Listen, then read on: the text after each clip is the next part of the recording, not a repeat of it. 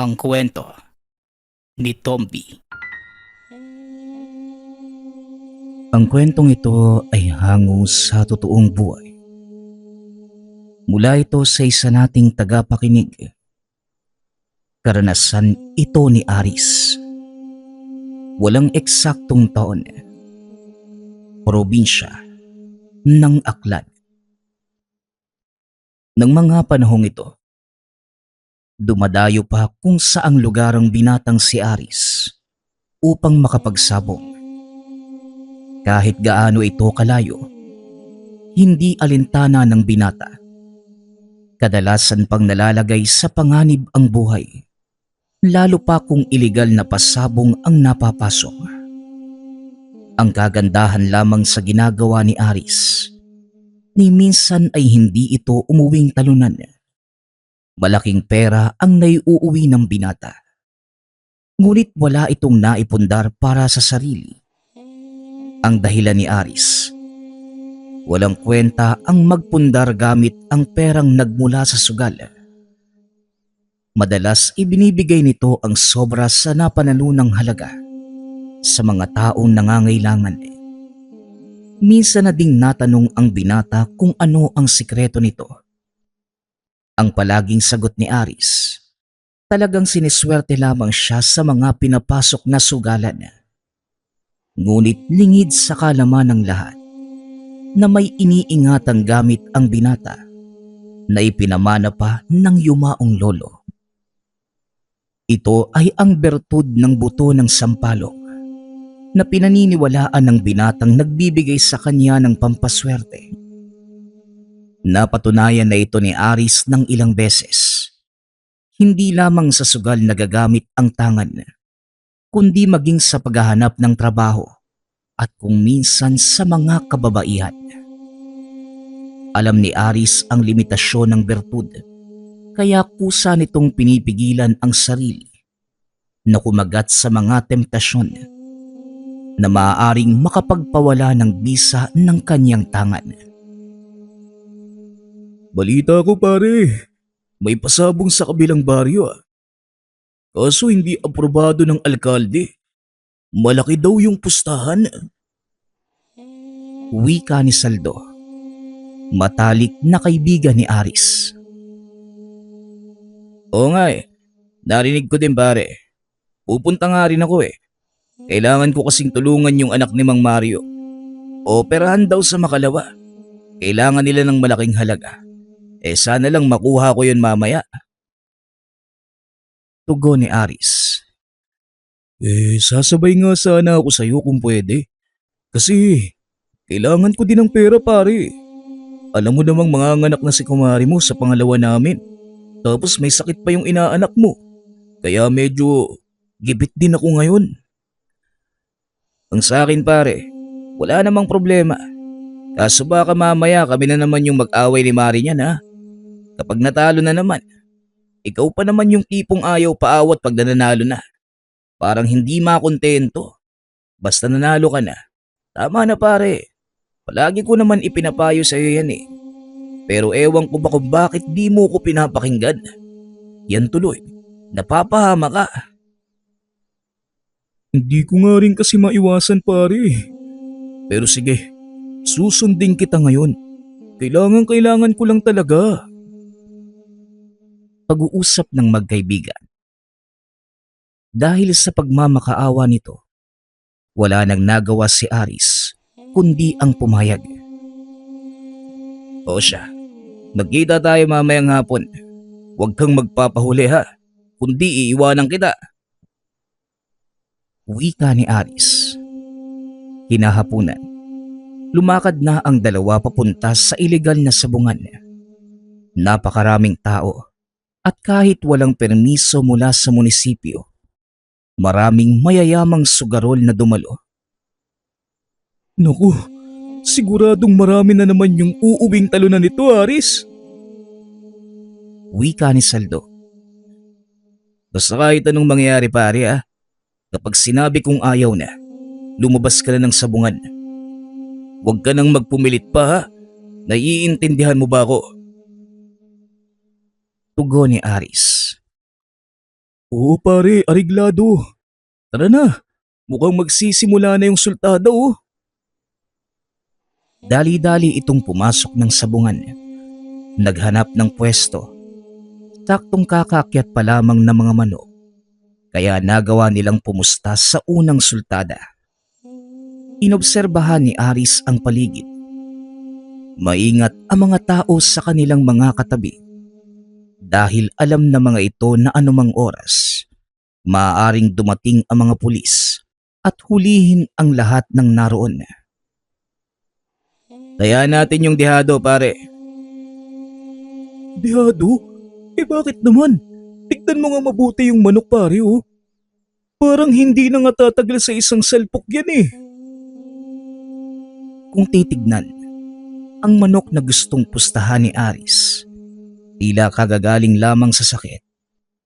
Pinilit lamang ng may-aring ilaban. Iika-ika pa itong maglakad, na parang hindi sanay sa suot na tari sa paa. Magdiwala ka lang sa akin pare. Pustahan mo yung dehado. Logro Jays ang pusta pare. Pabor sa Llamado ang pustahan. At siguradong malaki yung mapapalanunan natin dito. Hindi ko alam kung bakit. Pero kumpiyansa ka talagang mananalo. Parang nakikita mo yung mangyayari sa hinaharap ah. Hindi naman pare. Nararamdaman ko lang na mananalo tayo. Sige na. Pumusta ka na at magsasara na ang pustahan. Sinunod ni Saldo ang payo nito. Hindi nga nagkamali ang hula ni Aris. Nanalo ang manok sa dehado. Dahil dito, mas malaking pera ang napanalunan ng mga ito. Idagdag mo pa na tinapatan ng binata ang pusta ng Llamado at silang dalawa lamang ni Saldo ang tanging tumataya. Ibang klase talaga yung mga prediction mo pare. Ano na? Anong susunod natin pupustahan? Teka muna. Kumalma ka Saldo. Ayokong may ibang makahalata. Pumusta ka ng maliit na halaga sa ituturo kong manok. 2 beses itong ginawa ng binata para mawala ang suspetya ng mga tao na may pampaswerte ang binata. Sa ika-4 na sultada, muli na naman silang bumawi. Nagawa din nilang masungkit ang ika-5 hanggang ika-7 sultada. Nagpalipat-lipat ng pwesto ang dalawa para hindi mamataan ng mga tao at hindi masakyan ang kanilang mga pusta. Ano? Sapat na ba yung halagang napananunan mo? Ibigay mo yan kay Mare ha, para makabawi ka naman sa mga atraso mo sa kanya. Sa para may pondo kayo para sa panganak niya. Oo pare, buti na lang at nakinig ako sa'yo. Maraming salamat ha.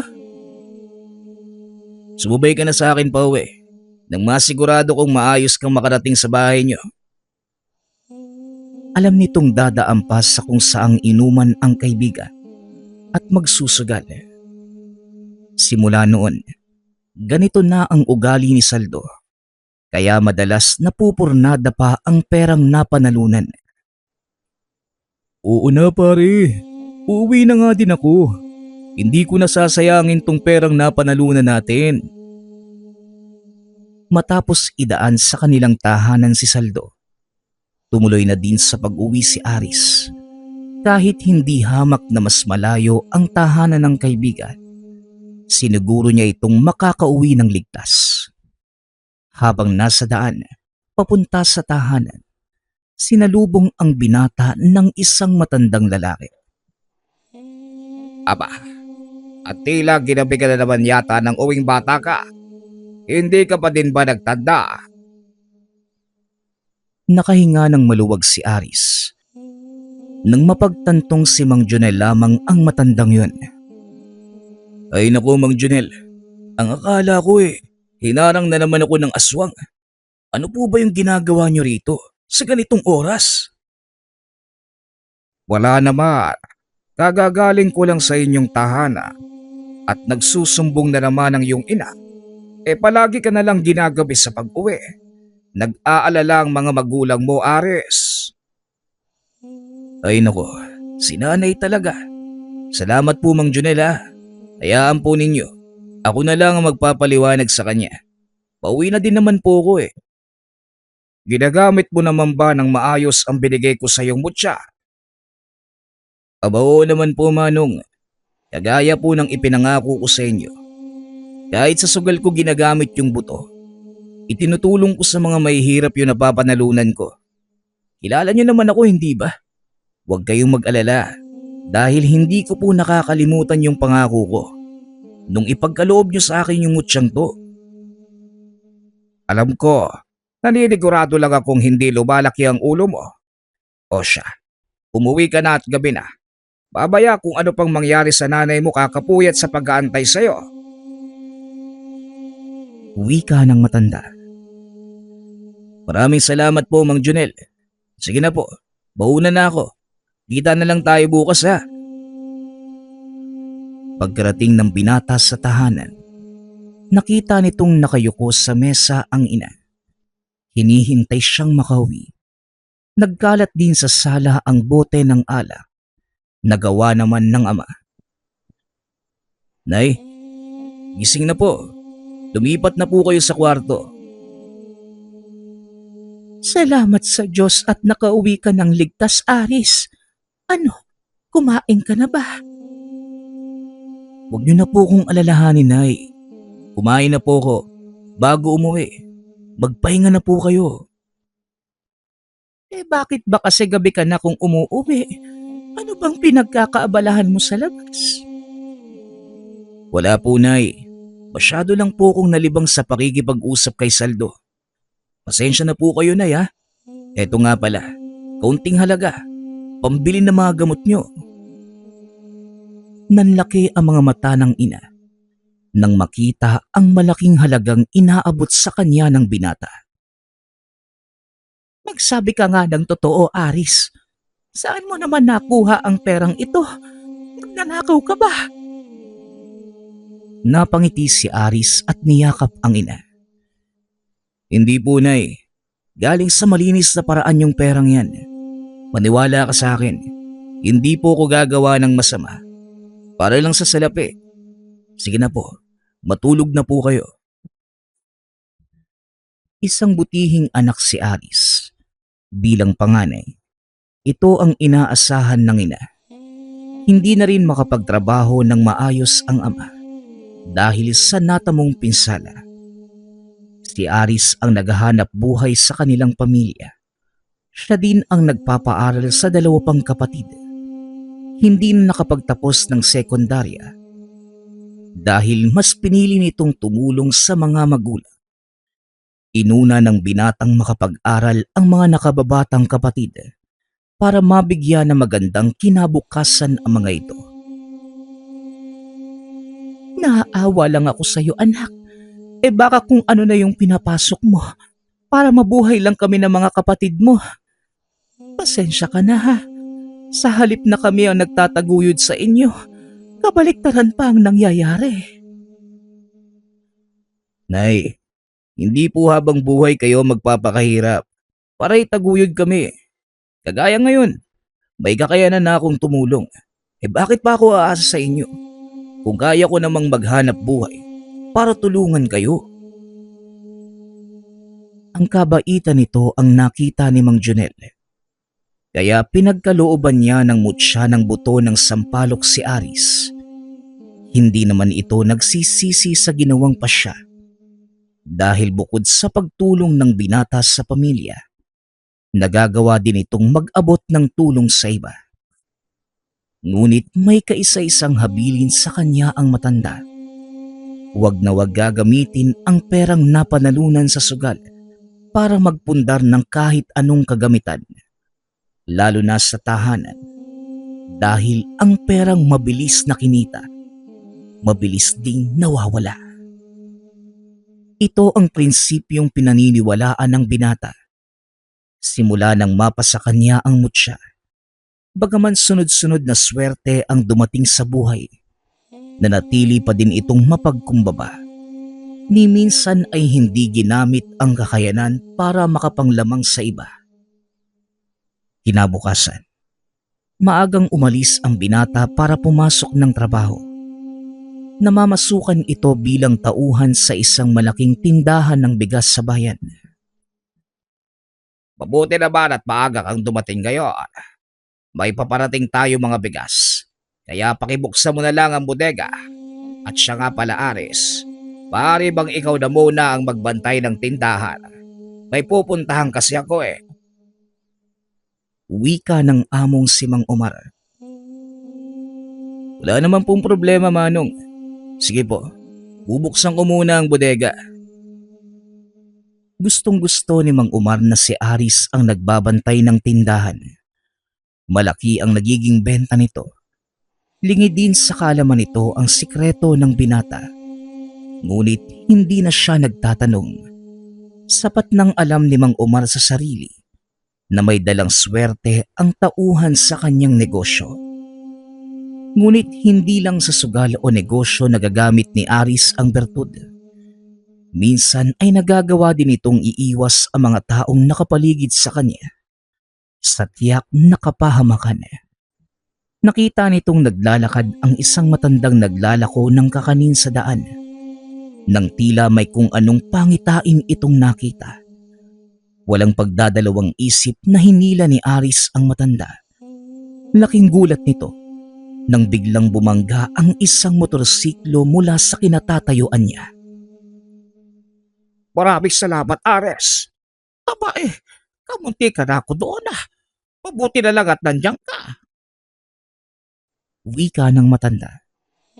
Napakamot naman ng ulo ang binata dahil pinalakpakan siya ng mga tao. Naku Mang Popoy, wala pong anuman yun. Nagkataon lang po na nakita kong paparating yung motorsiklo. Mag-iingat po kayo Manong ha. Maraming kaskasero sa daan. Maliban sa taglay na bertud ni Aris, tinuturuan din ni Mang Junel ang binata ng ilang mga orasyon para protektahan ang sarili para sa masasamang tangka. Tuwing matatapos ang trabaho, diretso na sa pag-uwi si Aris. Saka pa lamang ito mag-iisip ng gagawin pagkarating sa tahanan at kadalasang si Saldo ang nag-aaya dito. Medyo maagang nagsara ang tindahang binabantayan. Malaki ang kita nila ng araw na yon. Bilang pasasalamat, hinayaan ng amo na umuwi muna ang binata para naman makapagpahinga. Habang nagkakape sa bakuran, dumating si Saldo. Inaya itong pumunta sa isang lamay. Aris, punta tayo sa lamay sa kabilang baryo. Makikiramay lang ako. Nakilala ko kasi yung namatay eh. Ngunit alam ni Aris ang dahilan kung bakit nag-aaya ang kaibigan.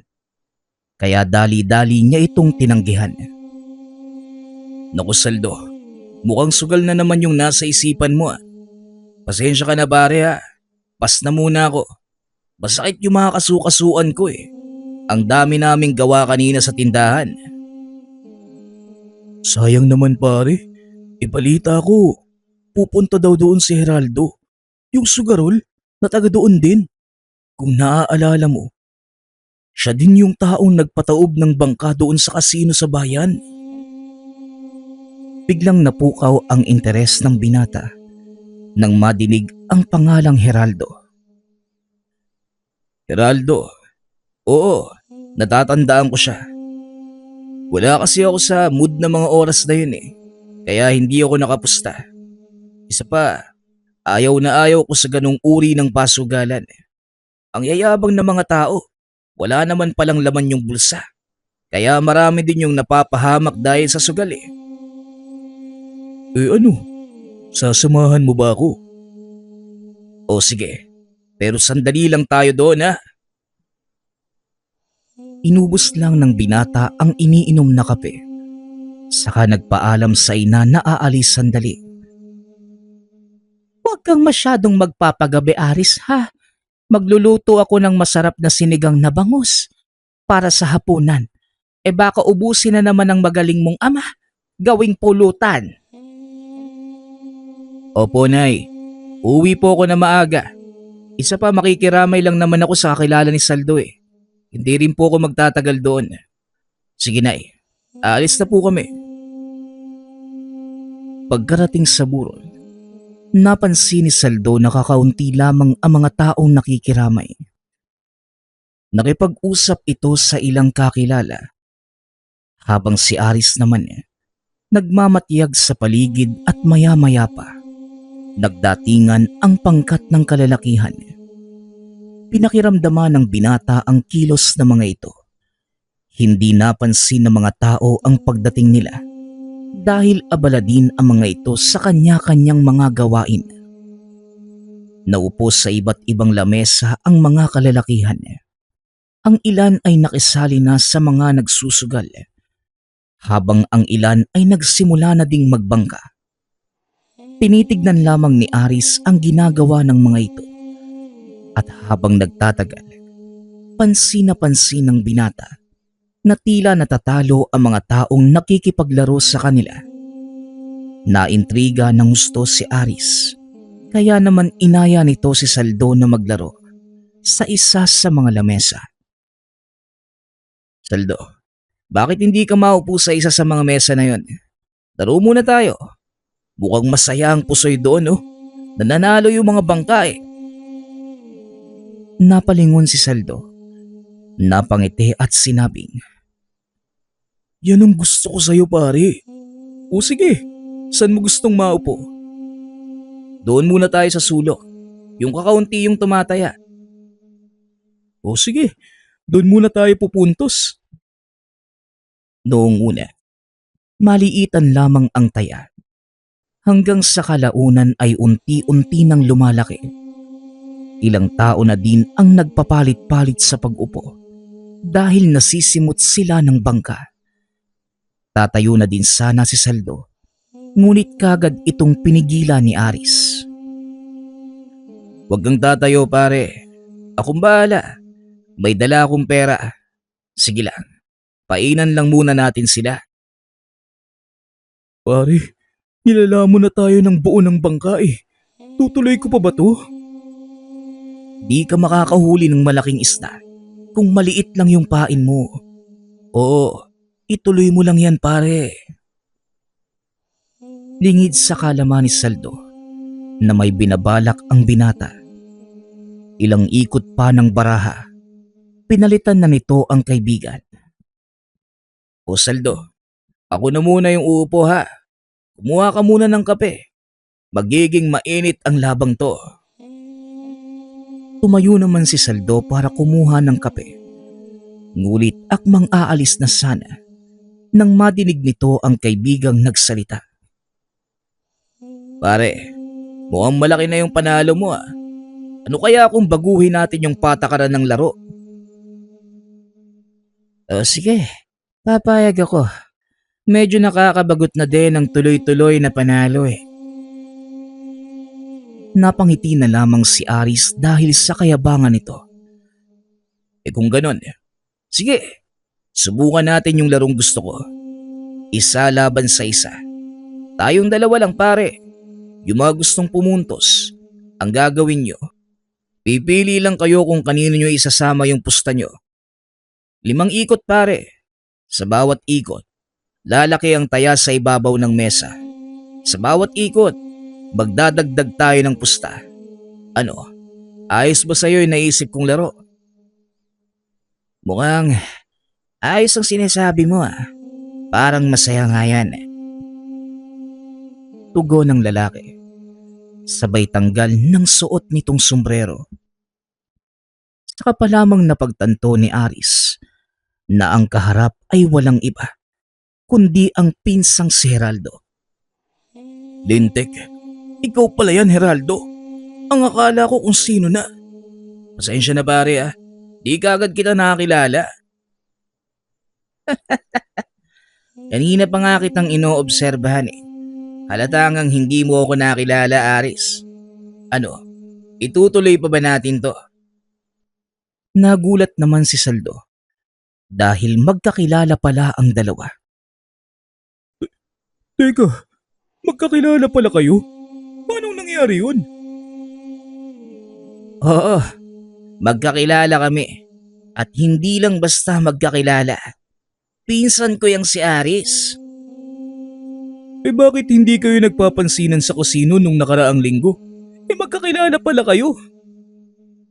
Ang mabuti pa, lumabas na tayo dito. Tara sa bahay na makapagkwentuhan ng maayos.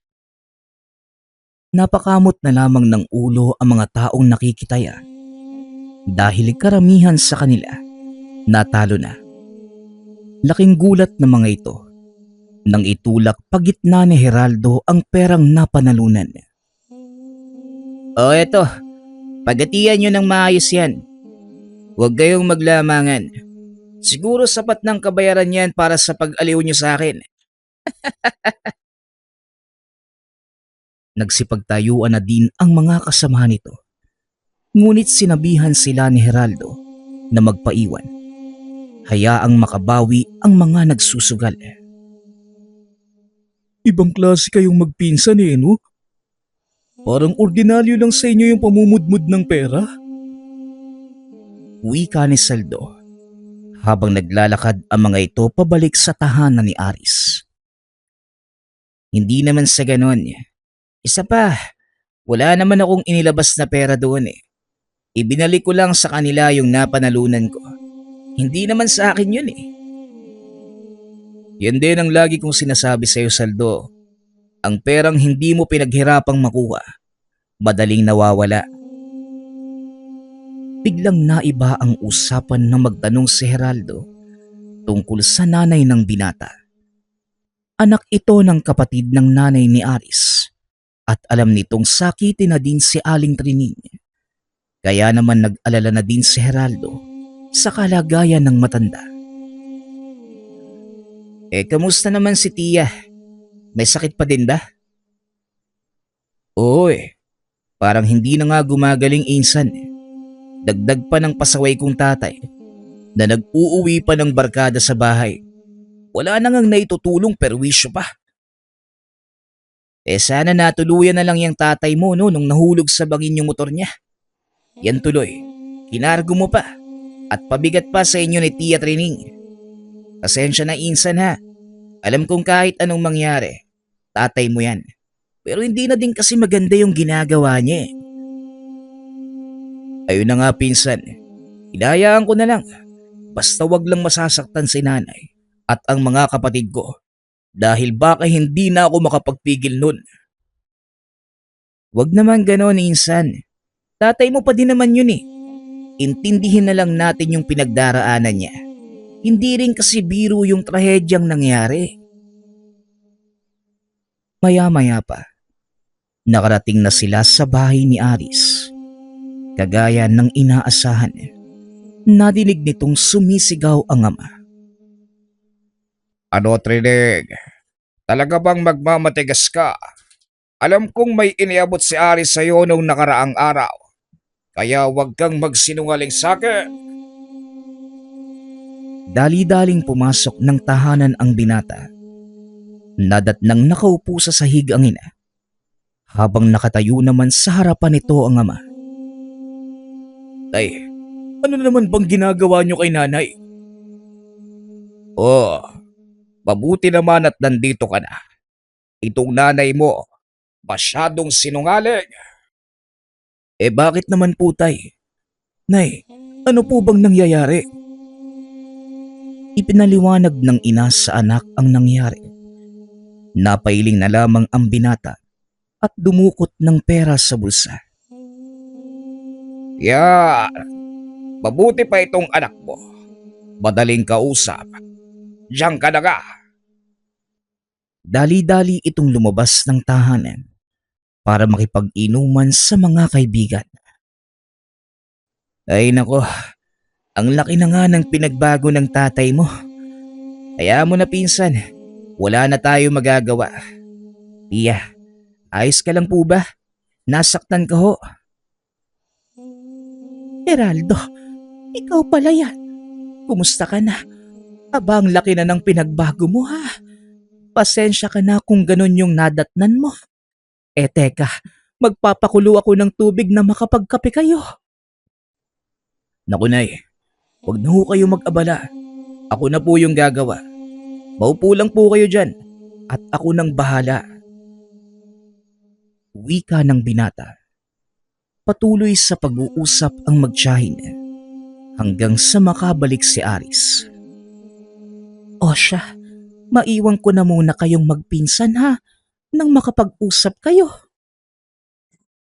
Matapos ay nagpunta na din ito ng kusina para magluto. Ang tagal mo na dito sa bayan ah. Kung hindi pa tayo nagkaharap kanina, hindi ka pa talaga dadalaw dito sa bahay. Saan ka ba naglalagi ngayon? Pasensya na, Insan.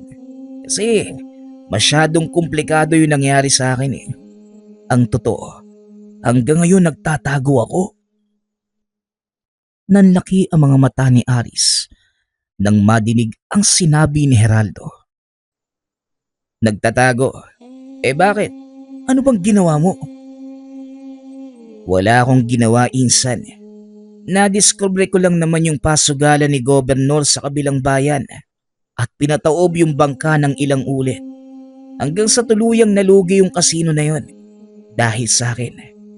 Nalaman ng gobernador ang ginawa ko kaya pinaghahanap niya ako ngayon. Teka, paano mong nagawa yun? Kagaya mo, Aris, binigyan din ako ni Mang Jonel ng buto ng sampalok. Unang beses ko lang sinubukan yun at yun yung nangyari. Di ko naman akalaing ganun pala kalakas yung epekto ng swerte ng buto na yun eh.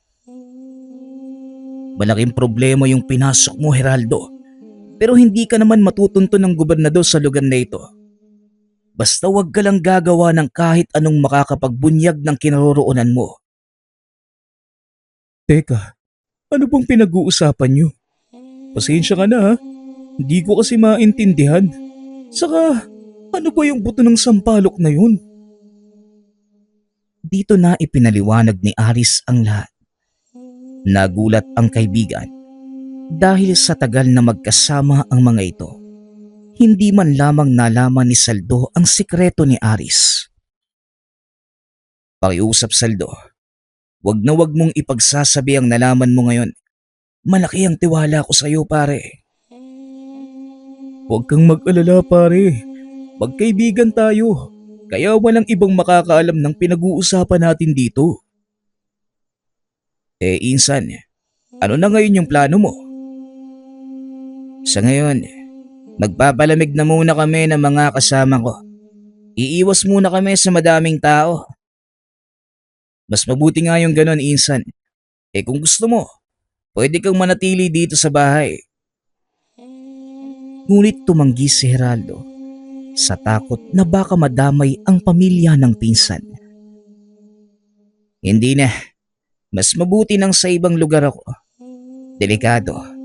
Baka madamay ang mga kapatid mo kung sakali. Ikaw ang bahala, Insan. Basta nandito lang ako sa oras na kakailanganin mo ng tulong. Matapos ang pag-uusap, binalikan ni Geraldo ang mga tauhan sa burol. Lumipas ang ilang araw. Wala namang nangyaring kakaiba. Kagaya ng ipinangako ni Saldo, wala itong pinagsabihan tungkol sa mga nangyayari. Hindi din nagpakita sa sugalan si Aris para makaiwas sa panganib. Hanggang sa isang araw, pauwi ito galing sa trabaho. Nadaanan ang isang tumpok na mga taong nagpapasabong ng gagamba. Dumaan ang binata para sana manood. Ngunit nakita nitong paldo-paldo na ang panalo ng ilan sa mga tumataya. Naengganyo ang binatang sumali sa pustahan. At sa unang sagupa pa lamang, nanalo na ito. 3 sagupa lamang ang sinalihan ng binata. Matapos umayaw na rin ito, pinigilan siya ng ilan sa mga pumupusta dahil hindi pa sila nakakabawi sa natalo. Sandali lang, hindi pa kami nakakabawi. Wika ng isa sa mga kalalakihan. Payong kaibigan lang, pare. Kung ako sa'yo, hindi na ako magpupumilit pa na bumawi. Dahil lalo lang lalaki yung talo mo. Sayang naman yung pera. Aba, parang sigurado ka sa mga sinasabi mo. Bakit hindi natin subukan yan? O sige, kung talagang mapilit ka. Tara, isang bagsakan. Ipupusta ko lahat ng perang hawak ko. Ikaw, anong ipupusta mo? Inilabas ng lalaki ang susi ng sasakyan. Laking gulat ni Aris dahil desperado na itong manalo sa sugal. Kung matatalo mo ako, sa sagupang ito, sa'yo na ang sasakyan ko. Pero pag natalo ka, doble sa perang hawak mo ang ibibigay mo sa akin. Ano, papayag ka ba? Sige, payag ako. Pero sigurado ka talagang ipupusta mo ang sasakyan mo. Inilapag ng lalaki ang susi sa mesa. Muling nagsalita. Oo, sigurado ako. Heto ang papeles ng sasakyan ko. Pati ang susi. Ilalapag ko sa mesa para maniwala ka. Tinignan ni Aris ang papeles. Totoong nakapangalan sa lalaki ang sasakyan. Gino pala ang pangalan mo. O sige Gino, doble sa perang ito ang ibibigay ko sa'yo kung mananalo ka. Napangiti naman si Gino sa sinabi ng binata. Nagsimulang maglabas ng gagamba ang dalawang magpapasabong. Namili na din ang dalawang panig. Pinagtatawanan pa si Aris dahil wala itong kaalam-alam kung ano ang gagawin. Ito ang unang beses na sasabak sa pustahan ng sabong ng gagamba. Wala ding ibang nakisali sa kanilang pusta. Sa halip, sila ang pinagpustahan ng mga tao. Kung sino ang mananalo. Pigil hininga ang mga manunood nang ipinatuloy na ng dalawang nagpapasabong ang mga gagamba sa maliit na kawayan at nang magsalpukan ang mga ito. Walang nagsasalita. Noong una ay dehado pa ang piniling gagamba ni Aris. Kamuntikan pa itong mabilot. Ngunit kalaunan, nakabawi. Nakagat sa likod ang gagambang pinustahan ni Gino. Nagsigawan ang mga tao. Sigurado na ang panalo ng binata. Lalo pa nang makitang bumagsak ang gagamba ni Gino. Sinabi ko na sa'yo pare, lalaki lang yung talo mo. Ayan, pati sasakyan mo na wala na sa'yo. Huwag kang mag-alala. Babalik din sa akin yan. Tandaan mo ang pangalan ko. Dahil sa susunod nating pagkikita, babawiin ko ang sasakyan ko. Sa ngayon, ipapahiram ko lang sa'yo yan. Pero baka sa susunod na araw, mabawi ko din kagad. Akmang aalis na ito nang biglang inihagis ni Aris ang susi sa kanya. Hindi ko kailangan ng sasakyan mo. Hindi nga ako marunong magmaneho eh. Sige na, sa'yo na ulit yan. Nagulat si Gino sa naging asal ng binata. Hindi nito inaasahang hindi tatanggapin ni Aris ang pusta nito. Bakit hindi mo tinanggap ang panalo mo? Ayaw mo bang magkaroon ng sasakyan?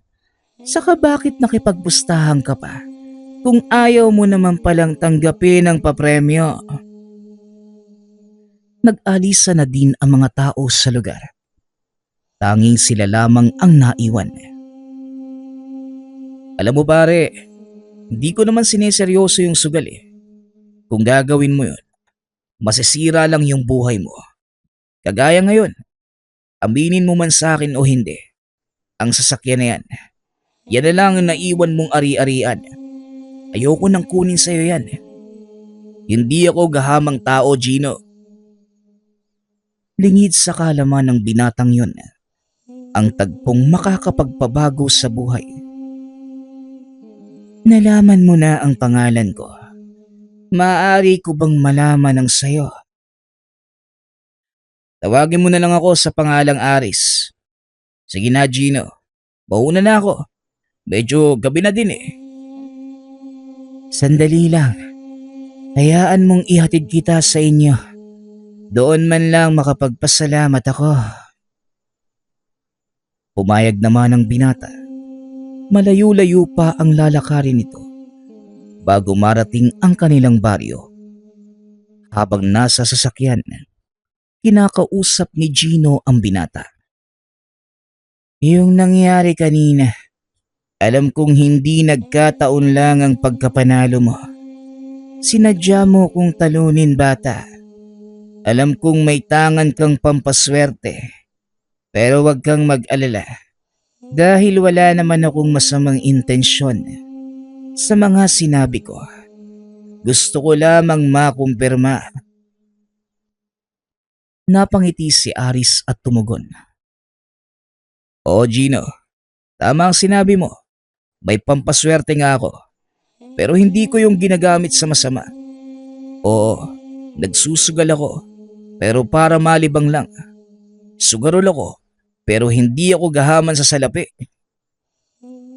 Alam ko, dahil kung gahaman ka sa pera, hindi mo na pinakawalan itong sasakyan ko. Maya-maya pa, nakarating na sila sa bahay ng binata. O paano? Dito na lang ako. Maraming salamat sa paghatid, Gino. Wala yon. Ang sabi ko nga, pambawi ko na sa'yo ito. Sige, kita na lang tayo sa mga susunod na araw. Pag-uusap ng dalawa. Pagpasok ni Aris, sinalubong ito ng ama. Bakit kayo magkasama ng taong yon? Sino tay? Si Gino? Wala. Nakilala ko lang siya sa bayan.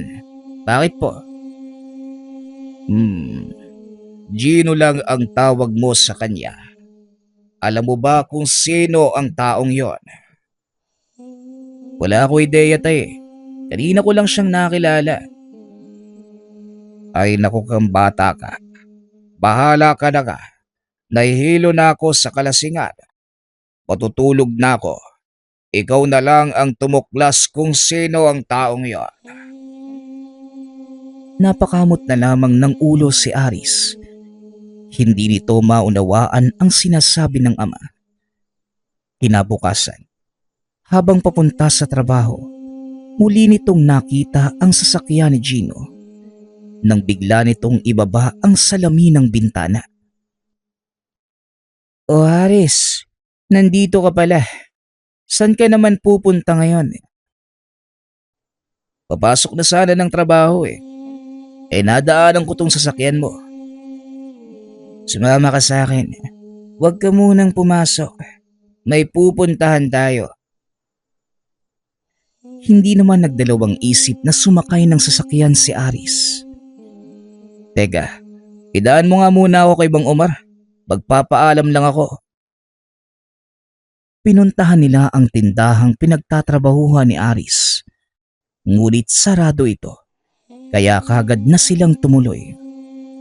Laking pagtataka ni Aris dahil dinala ito ni Gino sa isang lumang gusali. Napakadaming sasakyang nakaparada sa labas. Pumasok ang dalawa sa loob. Nakita ng binata kung ano ang pinagkakaguluhan ng mga tao. Pinagsasabong ang dalawang malalaking aso sa isang kulungan. Tuwang-tuwa naman ang mga taong nanonood. Gusto kitang dalhin sa lugar na ito para makita mo ang realidad ng buhay na ginagalawan ng mga mayayamang walang paglagyan ng kanilang mga pera. Mga walang hiya sila. Pati hayop na wala namang kamuang-muang. Dinadamay nila sa kalokohan nila. Gusto kong pabagsakin ang gawaing ito ng mga taong yan. Pero kahit anong gawin ko, babalik at babalik lang din sila. Isa lang ang paraan para patayin ang mga ligaw na damo. Yun ay bunutin pati ugat. Magkano ang dala mong pera? Pero bago yan, ipaliwanag mo muna sa akin ang patakaran. Ipinaliwanag naman ni Gino ang patakaran ng laro. Nakagad namang naintindihan ni Aris ang lahat. Pumasok sila sa lugar. Pinag-aralang mabuti ang kalakaran. Ano, Aris? Handa ka na ba? Oo, tayaan mo ang panig na ituturo ko sa'yo. Ginawa ito ni Gino. Hanggang sa sunod-sunod na panalo na ang natamo ng dalawa. Tahimik lamang si Aris sa isang tabi habang idinidikta ang gawain kay Gino. Hanggang sa dumating na ang huling pares na maglalaban. Tumayo si Aris at kinausap si Gino. Sige na, Gino. Itodo mong lahat ng napanalunan natin. Diyan sa medyo maliit na aso. Bakit naman? Ipapatalo mo ang perang napanalunan natin. Sinong may sabi sa iyong ipapatalo ko? Sundin mo na lang at tignan mo ang magiging resulta. Lumapit sa tagapangasiwa ng pasabong si Gino. Kinausap niya ito. Pumayag naman sa gusto nilang mangyari. Napuno ng bulungan ang paligid hanggang sa magsipagpayagan na din ang mga pumupusta. Mukhang wala nang ibang pupusta sa asong yan, kundi tayo lang, Aris. Sigurado ka ba sa gagawin natin? O Gino, magtiwala ka lang. Alam ko ang ginagawa ko. Panoorin mo kung paano kong limasin ang lahat ng napalanunan nila. Nagsimula na ang salpukan ng dalawang aso. Kagaya ng inaasahan ni Aris, nanalo ang maliit na asong pinustahan nila. Wala ni isa man sa mga naroon ang nakagawa ng ingay. Dahil hindi nila lubos akalain, mawawala sa isang iglap ang lahat ng mga napanalunan. Talaga namang napakabilis ng tangan mo, bata. Tara na, ipapasok na lang ng tagapangasiwa sa bangko ko ang pera. Medyo malaki ang halagang napanalunan natin dito, kaya hindi niya pwedeng ipahawak sa atin. Sandali lang, hindi tayo aalis. May isang bagay pa akong gagawin. Diyan ka lang. Nagtataka si Gino sa kilos ng binata. Umakyat ito sa loob ng kulungang pinaglalabanan at hinarap ang mga tagapangasiwa. Kasama ako ni Gino at nais kong magkasa ng isa pang pustahan. Isang laban na lang. Walang ibang pupusta kundi tayong dalawa. Ginoong tagapangasiwa. Nasa pangangalaga niyo ang aming napalanunan. Kaya sigurado naman, wala kayong dahilan para pagdudahan ako sa gusto naming mangyari. Anong gusto mong mangyari, bata? Magsalita ka. Pipili ako ng isa pang aso. Ang sa tingin niyong pinakamagaling at ipangtatapat sa napili kong aso. Ang pustahan. Sa oras na manalo ko, ipapasara niyo ang lugar na ito at ititigil ang pagpapasabong ng mga aso. At sa oras na matalo ako, sa inyo na ang mahigit 3 milyong napalanunan namin ng kasama ko. Hindi na namin papakialaman ang operasyon nyo. Napangiti si Gino dahil ito din ang ginamit niyang taktika sa binata nung magkakilala ang mga ito sa sabong ng gagamba. Laking gulat ni Aris nang biglang may nagsalita mula sa kanyang likod. Salagay sosolohin mo lang ang paglalaro. Aba, napakadamot mo naman, pinsan. Nanlaki ang mga mata ni Gino nang makita si Geraldo. Maging ang binata ay nagulat nang makita ang kasama ni Aris. Mamaya na tayo mag-uusap, Geraldo. Sa ngayon, nasa iisang panig tayo, kaya makikisa ako sa iyo. Pero pagkatapos nito, magtutuos naman tayo. Hindi nakapagsalita si Geraldo dahil nakatayo sa harapan niya ang mismong gobernador na matagal nang naghahanap sa kanya. Maya-maya ay bumaba na si Aris mula sa kulungan. Kinausap ang pinsan. Anong ginagawa mo rito? Akala ko ba magpapakalayo-layo ka muna? Di mo ba naisip na pwedeng nandito yung mga taong naghahanap sa'yo? Di na kailangan. Nasa harapan ko na siya mismo. Mamaya ako na ipapaliwanag. Magsisimula na ang pustahan. Nagawang papayagin ni Aris ang tagapangasiwa at kinasana nila ang huling pustahan. Pumili na din ng aso ang binata. Ganon din ang pangkat ng tagapangasiwa. Dinala na sa loob ng kulungan ang dalawang asong maglalaban. Sinimulan na ang pustahan. Walang ibang pumusta dahil halos lahat ng naroon naubos na ang dalang pera. Ang labang iyon ay sa pagitan ng tagapangasiwa ng pasabong at ng pangkat ni Aris. Pinakawalan na ang mga aso. Kapwa agresibo ang mga itong naglaban sa loob ng kulungan. Parehong ayaw magpatalo ng mga ito. Ngunit sa bandang huli, nagawang pilaya ng aso nila Aris ang sakalaban. Napasigaw ang mga tao. Lalo na nang lapain ito ng pinustahan nila Aris. Kinagat nito sa leeg ang aso ng kalaban. Nabali ito. Dahilan ng tuluyang pagkamatay ng kawawang nilalang. Natahimik ang buong paligid. Muling umakyat si Aris sa entablado. Nanalo kami sa pustahan. Siguro naman, tutupad kayo sa napagkasunduan. Oo, tutupad kami sa napagkasunduan. Maaari nyo nang kunin ang mga aso at gawin ang gusto nyo sa lugar na ito. Naipasok ko na din sa bangko ng kasama mo ang perang napanalunan nyo. Tugon ng tagapangasiwa. Kagad na itong umalis sa lugar matapos ang kaganapan. Nagpatawag ng otoridad ang binata upang maidokumentaryo ang mga nangyari at mailagay sa ligtas na lugar ang mga asong ginagamit sa pasabong. Ngayon tapos na ang problema. Harapin naman natin yung sa inyong dalawa, Geraldo, Gino. Ano bang nangyari sa inyo? Siya yung gobernador ng kabilang probinsya, Aris. Siya yung may-ari ng kasinong pinabagsak ko. Nanlaki ang mga mata ni Aris nang madinig ang sinabi ng pinsan. Ganun ba?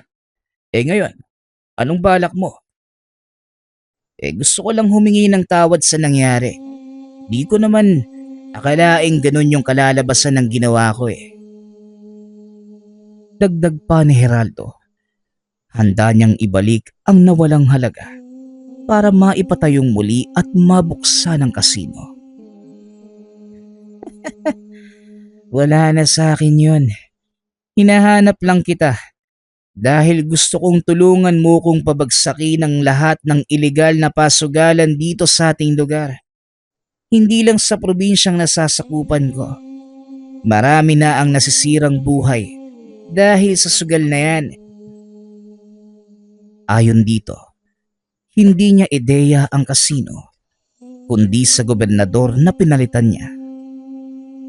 Nako, ang buong akala ko naman, papatayin mo na ako, kaya nagtago ako. Nagkamali ka lang ng akala. O siya, umalis na tayo sa lugar na ito. Wika ni Gino. Dito pa lang napagtanto ni Aris ang sinabi ng ama. Nang makita nito si Gino sa kanilang bakuran. At simula ng araw na yon, nag-iba ang buhay ni Aris. Malaking pera ang ibinahagi sa kanya ng gobernador. At binigyan pa ito ng pagkakataong makapag-aral sa kolehiyo at nagtapos ng kursong abogasya. Hindi nagtagal, naging isa ng ganap na abogado ang binata. Isa sa mga nakikipaglaban para mapatigil ang lahat ng ilegal na pasugalan sa bansa. Sa paglipas ng panahon, inudyukan ito na tumakbong alkalde at dahil sa dalang swerte ni Aris, nanalo ito sa halalan. Kalaunan, naghangad ng mas mataas na posisyon para mas mapalawak ang maging saklaw ng proyekto. Nagpatayo din ito ng sariling organisasyon na tumutulong sa mga taong nalululong sa sugal. Naging matagumpay naman ang adhikain ng binata. Pinasalamatan ito ng mga taong natulungan niya. Hindi lubos maisip ni Aris nahahantong sa ganoon ang kanyang buhay. Hindi na din niya pinangarap ang makapagtapos, ngunit pagkakataon na mismo ang nag-adya at naganap ang kanyang pangarap. Sa kasalukuyang taon, retirado na si Aris bilang politiko. Pinili na lamang nitong mamuhay sa kanyang nabiling lupain gamit ang perang pinaghirapan. Samantalang ang perang nalikom galing sa sugal, ipinamahagi nito sa mga nangangailangan. Maaaring sabihin ng ibang tao na masama ang pinagmula ng perang yun. Ngunit para kay Aris, malinis niya itong napanalunan ng walang halong pandaraya gamit ang bertud ng buto ng sampalok bilang kanyang pampaswerte sa buhay at sugal. Nagpapasalamat nga pala ako sa lahat ng sumusuporta sa ating channel. Nawa ay patuloy niyong suportahan at pakinggan ang ating mga kwento. Hanggang sa muling pakikinig. Paalam.